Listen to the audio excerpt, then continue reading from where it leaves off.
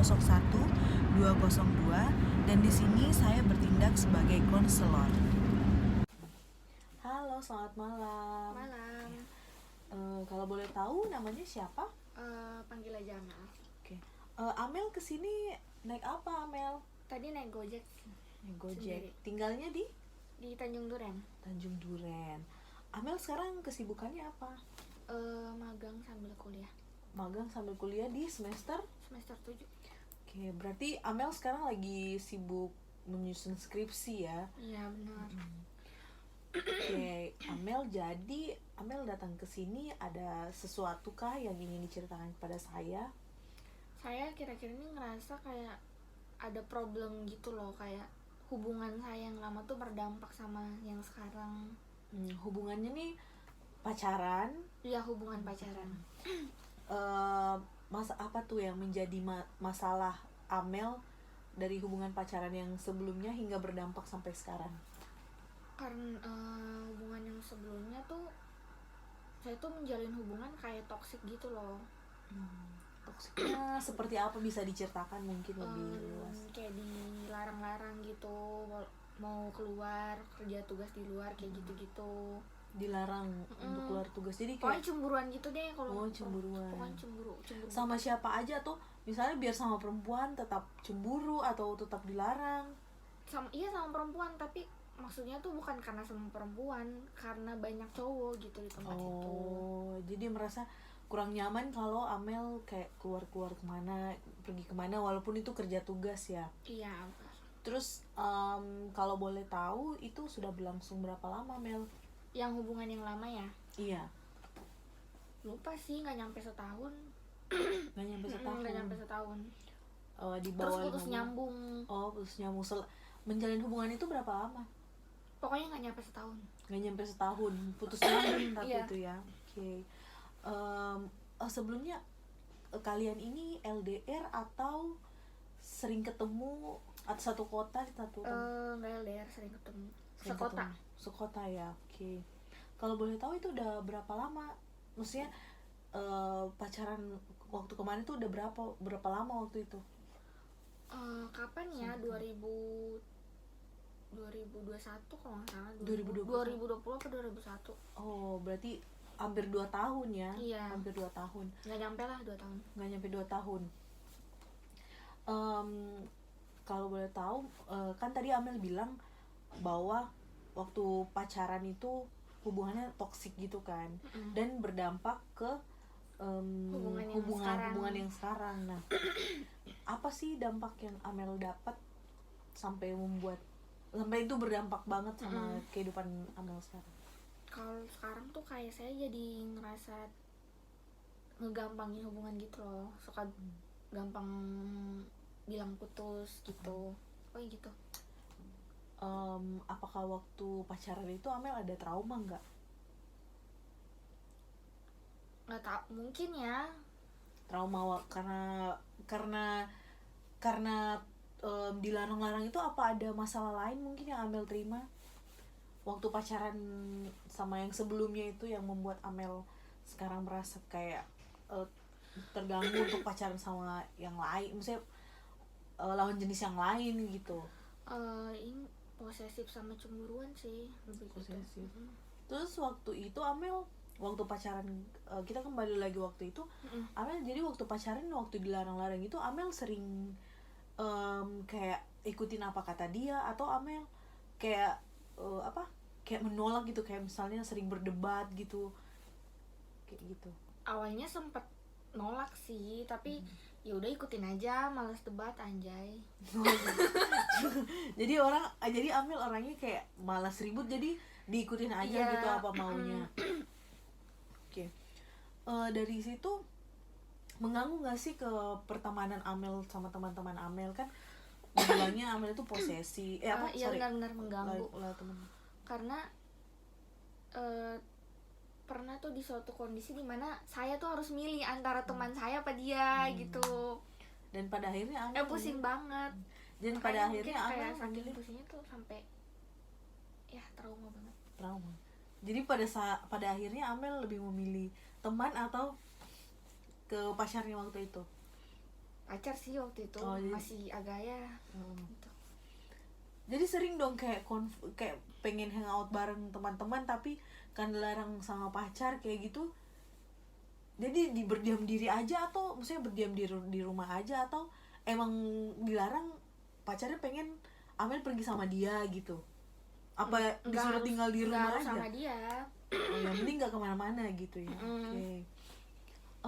Kalau jadi hubungan Amel sama teman-teman juga tuh agak istilahnya guncang lah gitu gara-gara pacar waktu itu.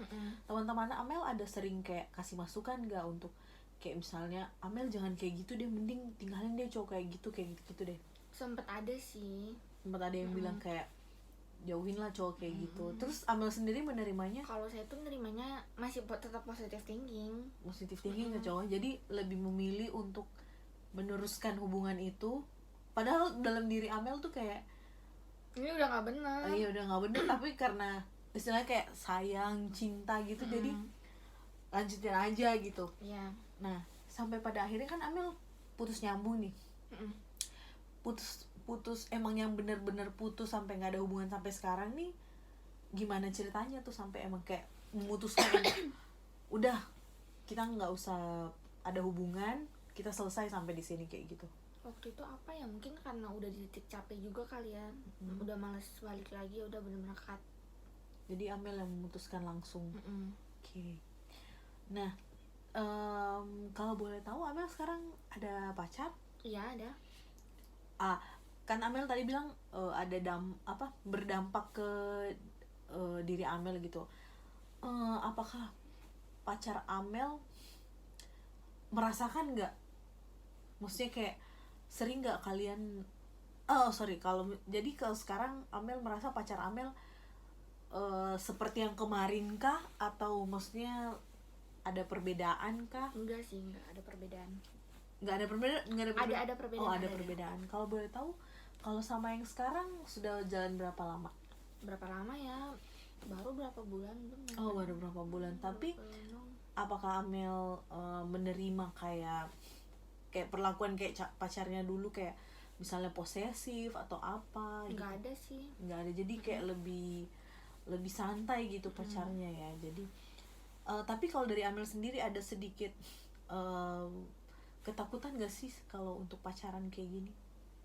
Karena Amel bilang nih kalau Amel tuh trauma gitu kan, kayak lebih menggampangin bilang putus kayak gitu. Iya benar, ada ketakutan.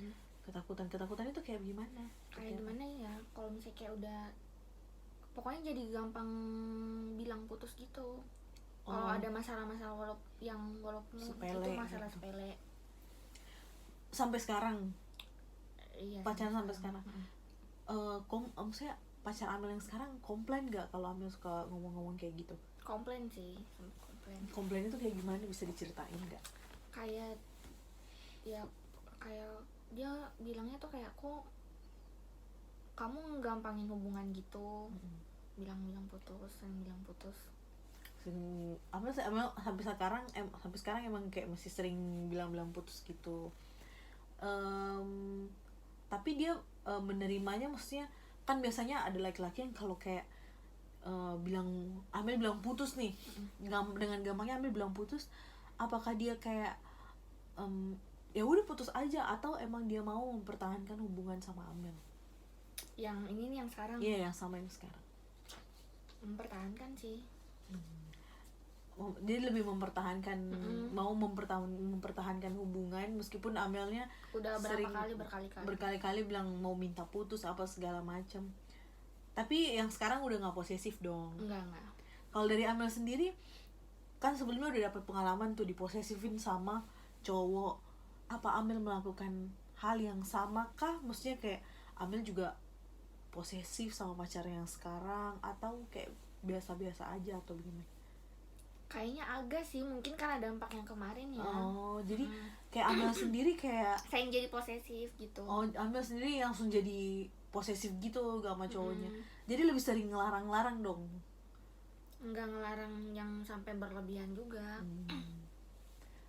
Tapi maksudnya dalam hubungan yang sekarang ini kalian nyaman, sampai sekarang nyaman, kayak gimana sih kalau menurut Amel nih karakter cowok Amel sekarang tuh kayak gimana sih? Menurut saya gimana ya, gampang ngalah sih. Gampang.